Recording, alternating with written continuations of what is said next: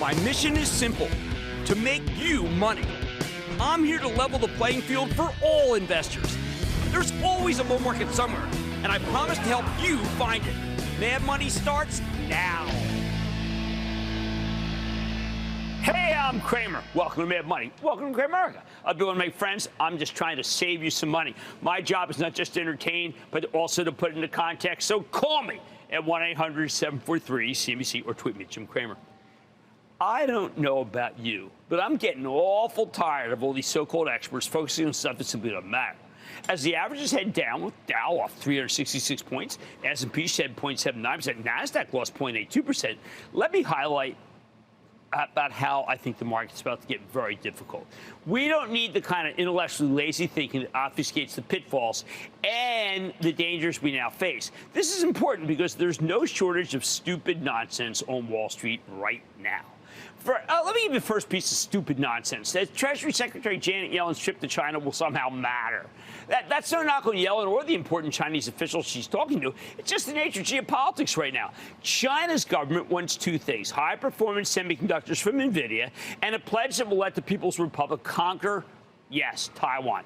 At the same time, the Communist Party wants you to understand that they aren't really stealing our trade secrets when American companies build factories over there. They're just sharing those trade secrets in a benign fashion. Of course, these are just total impossibilities. Our government wants cooperation, but we aren't going to get it. Let's not kid ourselves. The Chinese government's making common cause with the Russians. They're not on our side. Their leadership might say they've had terrific meetings with Yellen, but they're not going to change anything. These talks never do, so don't get your hopes up. There will be no minimization of tensions between China and us because China doesn't want them. They just want our high-end semiconductors. Sell on the news. Sell, sell, sell. Now let's talk about another piece of stupid nonsense, the idea that OPEC still matters. There's this conference going on right now between some of the members. They're always willing to stand in front of microphones. They love microphones and tell us how well they're doing and what a united front they have and how totally in control of the market they are. And if you haven't paid any attention the last decade, you might actually believe them. But in reality, the whole thing's preposterous. OPEC is in control of nothing. We broke the cartel years ago when the United States became the largest oil producer in the world. Right now, lots of our producers are pumping aggressively. Meanwhile, Russia, this third largest producer in the world, they're going nuts. They love to tell us that they're cutting production in order to put a floor under oil prices. But give me a break.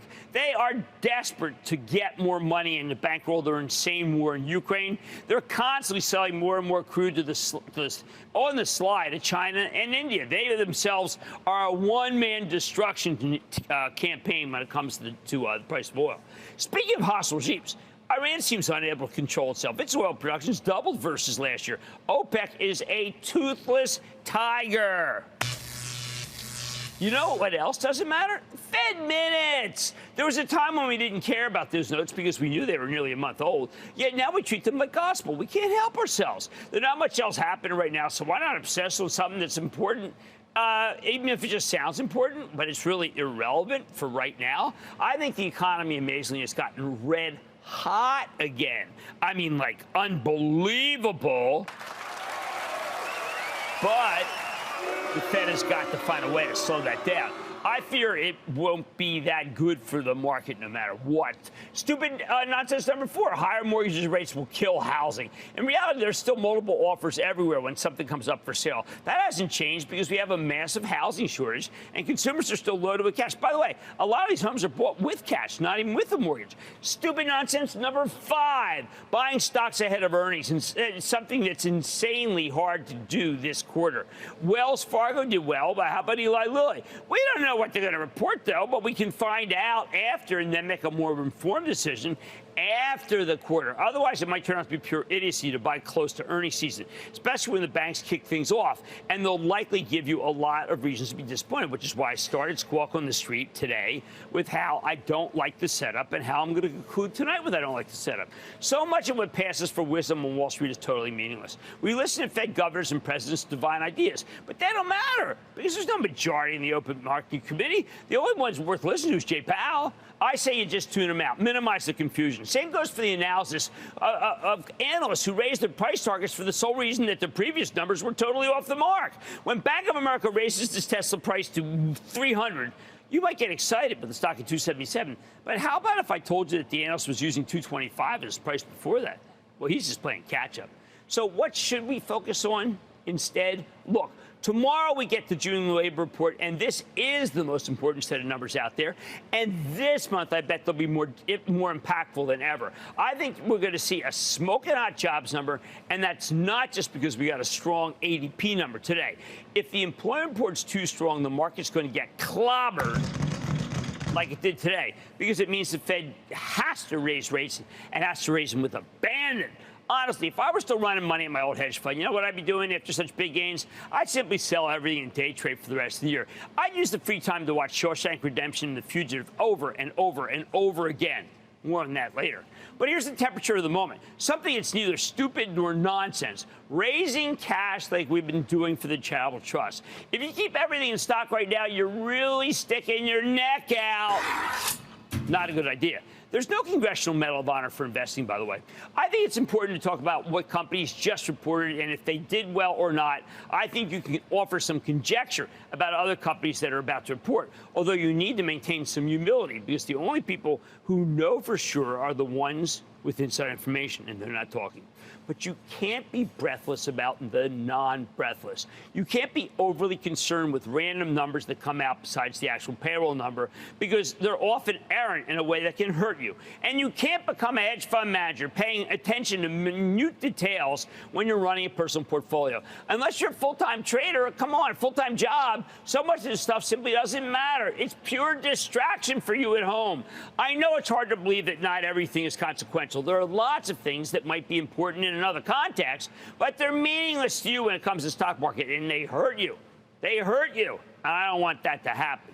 If I were you, I would simply tie myself to the mast and act on nothing about an OPEC meeting or ancient Fed meetings or diplomatic contacts with China or minor fluctuations in mortgage rates or misdirection out of earnings. These are just empty parlor games. Bottom line, don't fall for stupid nonsense. There's a lot more of it out there than you might think, and given the run we've just had, it's important to be careful and like our trust, ka-ching, ka-ching, take some darn profits already. Bob in New Jersey, Bob. Booyah, Jim. Booyah, Bob. Your integrity makes you the booyah saint of Wall Street. Darn it, thank you very much. My stock is Celsius. It's fluctuated as of late, but it's got good motivation. What do you think? Is it a good keeper? All right, I'll tell you something. Celsius is one of those companies that is charmed right now. The fact that it's only an $11 billion company and it's got that great relationship with PepsiCo tells me, even though it's not making money, you can still get in on Celsius. But understand, that one is a roller coaster.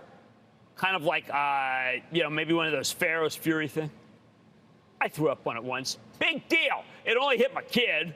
All right, don't fall for stupid nonsense. There's a lot more of it out there than you might think. On Mad Money tonight, well, Nike's known as a legacy player in the sports space, but should it be also known as a growth company? That's being called into question. The CFO seems to think so, and I'm sharing where I come down in the debate. And Delta held an investor day last week that helped the stock it made the stock go up. I'm taking a closer look at the story and seeing if the travel visa still has legs. And Levi's reported after the bell, so I'm sitting down with the CEO to learn more about how the apparel company is holding up. So stay with Cramer.